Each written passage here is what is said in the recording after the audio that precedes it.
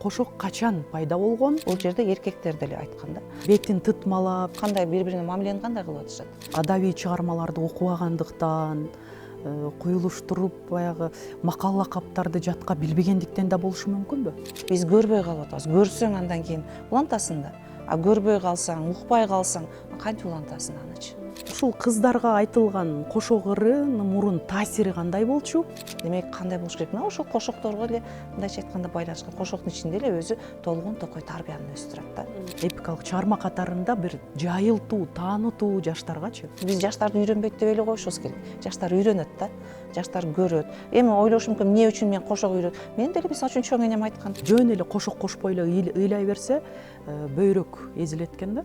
Себеби дегенде, ошол балага эң биринчи ошо эне тилдин уйткусун эне сиңирет экен. Ким ошо кыргыздын кыргыз экендигин далилдейт. Кыргыздын сөзү ушул экендигин ким далилдейт? Арбаңыздар, эфирде Айым подкаст, аны мен Шайыргүл Борбоева алып барам. Кошок айтуу байыртадан бери келе жаткан терең маанилүү элдик ырым-жырым. Кошок сөзү кош жана ок деген сөздөрдөн куралып, бирөө менен коштошуу деген маанини туюндуруп турат. Кошокту кимдер айткан, анын маани маңызы, ошондой эле философиялык түшүндүрмөсү тууралуу бүгүн сүйлөшөбүз. Бул үчүн атайын студиябызга Ош мамлекеттик университетинин доценти, педагогика илимдеринин кандидаты Бактыгүл Байтикова эжекебизди чакырып алдык. Студиябызга кош келипсиз. Кошок болуңуздар. Кошок качан пайда болгон деген суроого буга чейин Орхон Энисей жазуучуларына таянып, кошок айтуу 6-7 кылымдарда пайда болгон деген маалыматтар бар экен. Алардын ушул адамзаттын жашоосунда кошок ырлары мындай байма-бай эле кездешип келген да, биздин ата-бабаларыбыздын жашоосуна көз чаптырсак. Демек, бул 6-7 кылымдарда мурда эле пайда болгон деген дагы маалыматтар эл арасында айтылып жүрөт экен да. Деги эле кошок качан пайда болгон? Саламатсыздарбы? Негизинен кыргыз эли узак тарыхый жолду басып өткөн. Мына ошол тарыхый жолунда ар кандай каада салттар, ырым-жырымдар коштоп келген экен. Ошого байланыштуу көзү өткөнгө байланыштуу ырым-жырымдар жана ошондой эле үйлөнүү үлпөтүнө байланышкан ырым-жырымдар, каада салттар жана ошондой эле бала төрөлгөнгө байланыштуу. Мына ушунун ичинен орчундуусу кошок болуп эсептелет да. Же болбосо ошо адамды аркы дүйнөгө узатуу. Чындыгында эле бул мындай философиясына терең карап келе турган болсок, аны Орхон Энисей ошол эстеликтеринде деле берилген деген сыяктуу ошо кошок айтылган деп жүрүшөт да, ырас. Бул деген диний ишенимдерге, адамдын өзүнүн ички дүйнөсүнө карата, адамдын жашоо чөйрөсүнө байланыштуу болгон.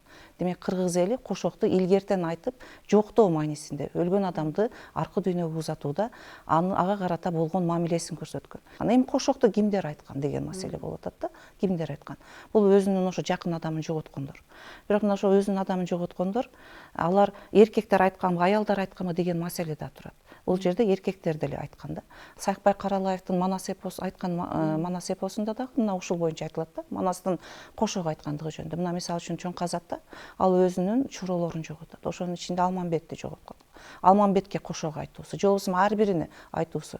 Мынакей мен өзүм карагайдай мына кайын турат, жалгыз турат.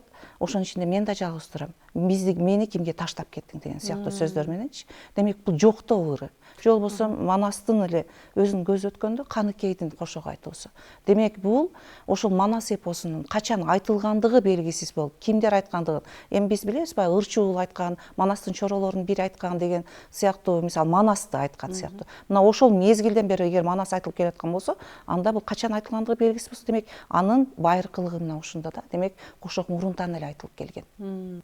Кошокту баары эле кошо алабы? Эми бул учур мезгилге жараша болот. Азыр мына мисалы бүгүнкү күндө биз жашап атабыз, Бүгүнкү күндүн көз карашы менен караганда, бүгүн кошок айтылып атабы деген маселе чоң маселе. Башкача бир маселе болуп калды. Жөн эле бир атасынын же жакын өткөн адамынын жакшы жактарын айткан жакындар болуп атат. Же болбосо кошок айткан айтуучуну бүгүнкү күндө алып келип кошок айттырып атабыз.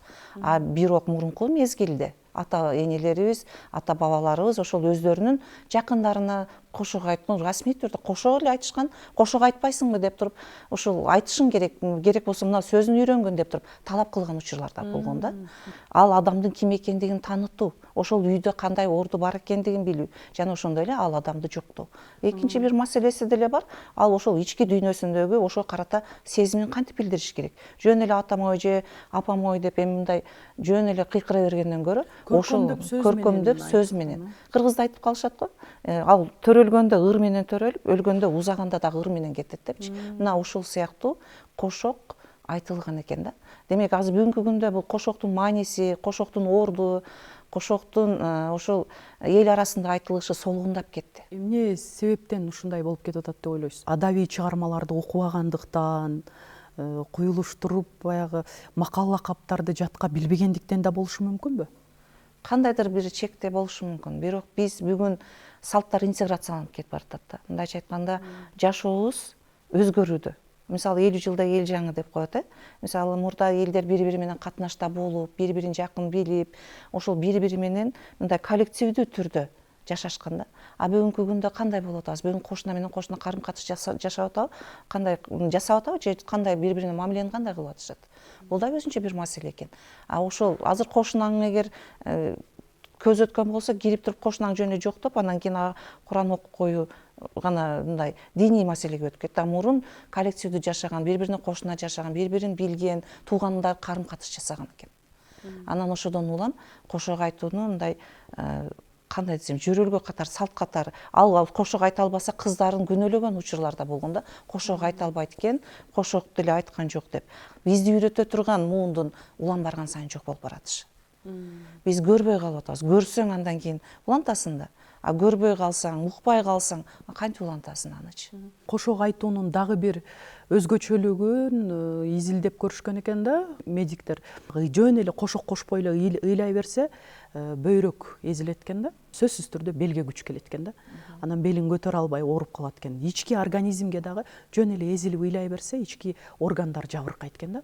Ошондон улам эгерде отуруп алып ушул кошок ырын кошуп, коштоп айтканда бүт адамдын ичиндеги стресси, капачылыгы, кайгы, муңу, бугунун баардыгы ушул кошок аркылуу сыртка чыгарып салганда ички органдарга мындай жеңилдик болот экен да. Мындай кайгыны көтөрүү жеңилирээк болот, Сиз дагы кандай өзгөчөлүктөрүн баса белгилеп айтар элеңиз? Бул туура.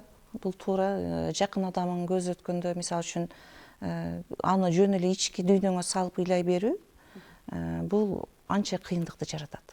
Андан кийин белиңди бекем буу деген бул ушул көңүл айтуу десек болот. Ошол жоктоло турган кишиге, мисалы жок болгон кишиге эмне кылуу, мына жакшы адамын же болбосо жакын адамын жоготуп аткан кишиге көңүл айтып белиңди бекем буу деген сөз бул бизде илгертен айтып келген, же болбосо кайрат кылуу деген. А бирок ошону менен катар эле ошол жоктогон адамга өзүнүн жакшы ойлорун айтканда ички муңу чыгат, мындайча айткандачы. Ички дүйнөсүндө калбайт. Айта турган нерсеңди айт деген сыяктуу сөз бар го. Ошол сыяктуу эгерде өзүнүн ички дүйнөсүндөгү ошого карата, адамга карата болгон мамилесин эгерде ушундай айта алган болсо, сыртка күйүүтүн чыгара алган болсо, анда ал чындыгында эле бул кыйынчылыкты жеңип кетүүсү оңой да. А бирок бүгүнкү күндө биз ошол чындыгында өзүбүздүн организмди деле жабыркатып турган учурубуз. А мурда кошок айтылганда керек болсо сага келип ошол сени көңүлүңдү сурап жаткан киши да кошок айтканда. Белиңди бекем болгон, коштоп кеткен. Ошол сенин үйүңдө келген, мисалы үчүн, апакең панарың эле, кирип келсең чырагың эле. Мына ошол бүгүн панарың жанган жок, үйдө чырагыңдын оту жок деген сыяктуучу.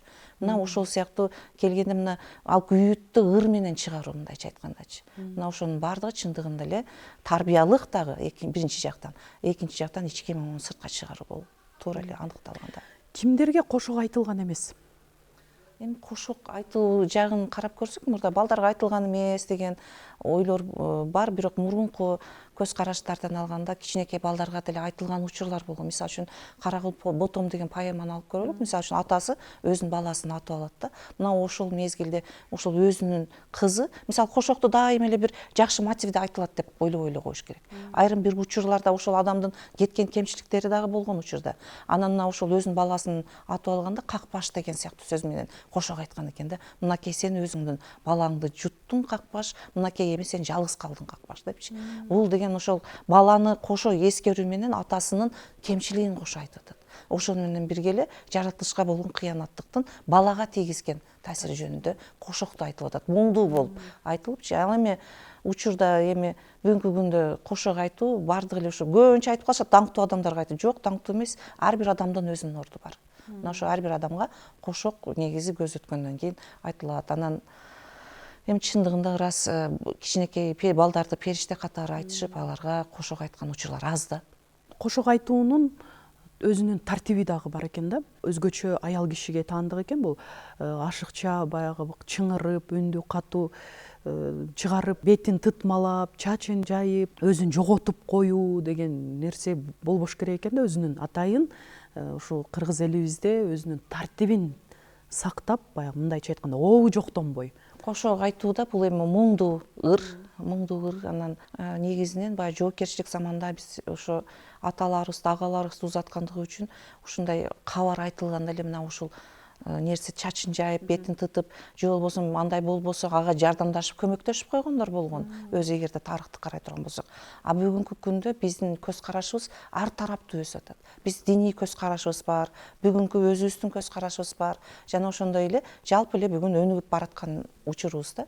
Анан кошок айтып атканда, демек кандай десек, эми өзүнүн обону ыргагы бар дегендей, отуруп ошол карата муңдуу ыр менен, ый формасында айтылат да, кошокчу ый формасында айтылат. Анан анын уйкаштыктары дал келет. Туш келди эле айта бербейт экен анычы. Демек бул жерде тилдин, эгерде адабияттын теориясынан карай турган болсок, атайын параллелизмдердин сакталышы, атайын сөздөрдүн сакталышы. Мисалы үчүн кандай десек, мисалы апакем үйдүн кут элең дегенге чейин бир сөздү айтып, андан кийин салыштыруу иретинде келген сөздөр бар да. Мына бүгүн ушул үйдө кутубуз жок, анткени үйдө апам сен жок деген сыяктуу. Ак кайын турат жалгыз тал. Бүгүн да мен калдым жалгыз тал болуп дегендей сыяктуу айтканы, биринчиси жөн гана параллелизм катары, ошол салыштыруу катары келип атат да, мындайча айткандачы. Ошо ал да жалгыз, мен да жалгыз. Экөөбүздүн кайгы муңубуз бир деп. Демек мына ушул сөздөрдүн келиши, ал ошол мындай ыйлап ырдаганга ыңгайлуу. Ошол демек өзүнүн тартиби бар экен, эрежеси бар. Бирок ички күйүттү, эмоцияны биз бүгүн жашыра албайбыз. Ар кандай стресстерге учурагандан көрө, ошол эгерде биз кошок айткан болсок, анда ошол күйүттү жеңилирээк өтүп кетебиз го. Кошокту маркумду акыркы сапарга узатууда эмес, кызды турмушка узатууда дагы чоң энелерибиз көрүп калган жайыбыз бар. Кызды узап, өзүнүн үйүнөн узап жатканда кошок ырын айтып, кеңеш сыяктуу болчу да. Бүгүнкү күндө бул орду кандай болуп жатат? Мына ошол кошок ошонун ичинде үйлөнүү үлпөтүнө байланышкан кандайдыр када салттардын бир катарында да.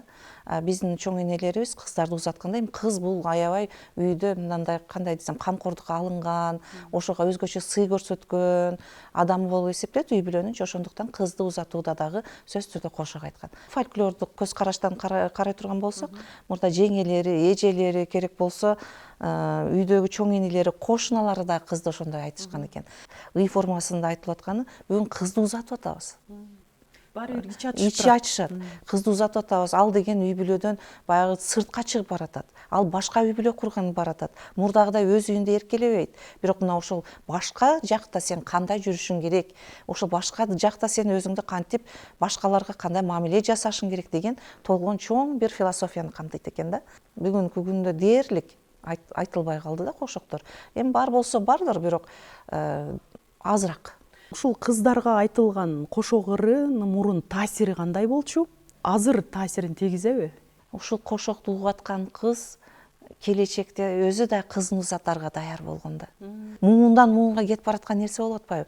Чоң энеси айтып атпайбы анычы? Апасы айтып атпайбы? Эми барган жериңде бак тапкын, ошо бешигиңди ыргап өткүн деген сыяктуу жакшы тилектерди.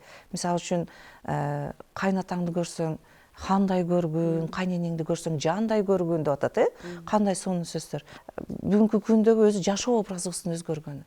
Мисалы үчүн бүгүнкү күндө кыз менен эненин мамилеси канчалык деңгээлде, чоң эне менен небересинин мамилеси канчалык деңгээлде деген маселелер турат дагы. Анан көптөгөн ушул биздин салттарыбыздын өнүгүшүнө тоскоолдуктар дагы бар да. Себеби бүгүн материалдык байлыкты биринчиге коюп койдук дагы, анан өздөрүнүн ошо кызга сеп берүү, себеби калың алуу деген маселелер жакшы жолго коюлуп калды дагы. Анан ушундай бир ичиндеги көрүнбөгөн биздин салттарыбыз калып кетти да. мына оңгу жолу деген бекеринен идеологиябызды, каада салттарыбызды, наркыбызды жогоруга чыгарыш керек деген маселе коюлбай жатса керек. Биз демек өзүбүздүн оңгулугубузга кайтышыбыз керек. Демек үйдөн кызга тарбия, үйдө турмушта өзүнүн келечегин куруп кетүү үчүн демек кандай болуш керек? Мына ошол кошокторго эле мындайча айтканда байланышкан, кошоктун ичинде эле өзү толгон токой тарбияны өстүрөт да. Мектепте окуп жүргөндө кыргыз тили адабият сабагынан ошо агайларыбыз кошок айтууну эпикалык чыгарма катары дагы өтүшөт эле да. Азыр кандай билбейм, бул жаштарга кулагына сиңдиртип, бул бир гана бул жөрөлгө ырым-жырым катары эмес, бул эпикалык чыгарма катарында бир жайылтуу, таанытуу жаштаргачы. Ушул жаатында сиздердин ушу окуу жайларда өтүлөбү программа? Бул бизде фольклор деген атайын сабак бар. Анан негизинен эле өзү бул нерсе үйдөн башталат да. Биз жаштарды үйрөнбөйт деп эле коюшубуз керек. Жаштар үйрөнөт да. Жаштар көрөт. Эми ойлошум мүмкүн, эмне үчүн мен кошок үйрөт? Мен деле мисалы үчүн чоң энем айткан, мен эртең бир 10 жылдан кийин же 15-20 жылдан кийин көзүм өтүп кетсе, ушул кошокту сен айтышың керек дейт эле да. Анан мен кийин дагы энем көп жашады, бирок жашаганда айтат элем, сиз ушу качан эле мен 6-класста окуп атканда кошок үйрөнгөн, ушуну сен айтышың керек деп айтат элеңиз, а бирок сиз андан бери канча жыл жашадыңыз дегенде, кыз балага эрте күндө эле үйрөтө бериш керек. Мен өлүп калам, анан кийин сен ушул кошокту айтасың деп айтканын айтыш эмес. Сен мен ушундай көзүм өткөндө ушул кошокту сен айтышың керек деп айтып үйрөткөн, бул биздин парзыбыз деп энем айткан да. Демек мына ушул биз энелерибиздин сөзүн уктук. Биз ошол ырларга, ошо эне тилибизге кандай мамиле жасайбыз, аны балдарыбыз үйрөнөт да. Анан бүгүн келип туруп эки сөзүбүздүн бири орусча, бири кыргызча болуп, же болбосо кайсы бир чет тилде сүйлөп жаткандыбызды бир сонун көргөн болсок, анда биз ушу энелердин күнөөсү деп эле ойлойм. Себеби дегенде, ошол балага эң биринчи ошо эне тилдин уйткусун эне сиңирет экен.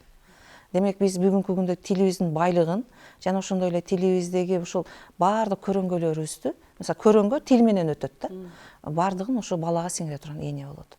Ошондуктан энелерибиз ошол жалпы өзүбүздүн тилде сүйлөгөнгө, мейли канча тил үйрөнсүн, мейли 100 тил үйрөнсүн. Тил үйрөнгөн жөнүндө Манас эпосунда айтылат, мына Ажыбай деген 60-тан ашык тилди билген дейт. А бирок тилибиз ал жерде жоголуп кеткен жок да, өзүнүн тилин чаңырген жок да. Мына ушул күнгө чейин мынакей өзүнүн көркөм сөз каражаттары менен келип калды. Не деген салыштыруулар бар, не деген сөздөр бар. Мына ушунун баардыгы эне аркылуу келет экен.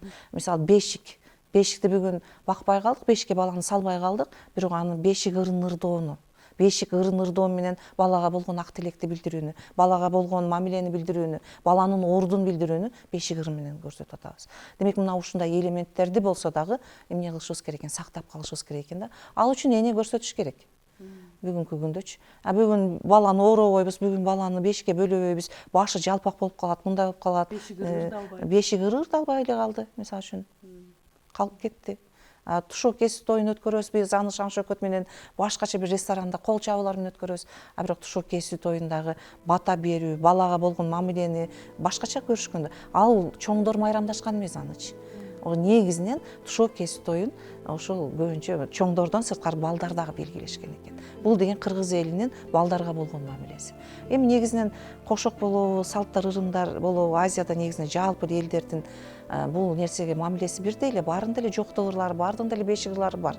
Бирок ар биринин дагы өзгөчөлүктөрү бар экен да. Мына ошо өзгөчөлүгүбүздү сактап калышыбыз керек. Ал өзгөчөлүгүбүздү эгер муунга өткөрбөсөк, эртең ким аны кайра өткөрбөйт? Ким ошо кыргыздын кыргыз экендигин далилдейт? Кыргыздын сөзү ушул экендигин ким далилдейт?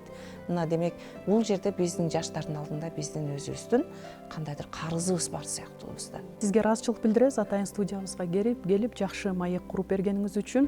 Сонун кондитердик дүкөнүнөн атайын сизге таттуу болсун. Урматтуу көрүүчүлөр, сиздер дагы эгерде жакын адамдарыңыздарга, үй бүлөңүздөргө ушундай таттуу шириндиктерди буйртма берсеңиздер, атайын сиздердин табитиңиздерге жараша сонун кондитердик дүкөнү даярдап берет. Сонун кондитердик дүкөнү менен сонун маанай, сонун жашоо.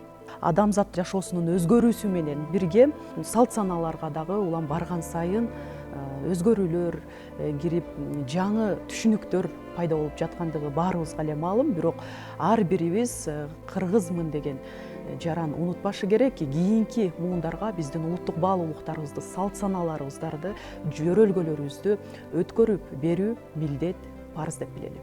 кийинки берүүлөрдөн көрүшкөнчө сак саламатта туруңуздар.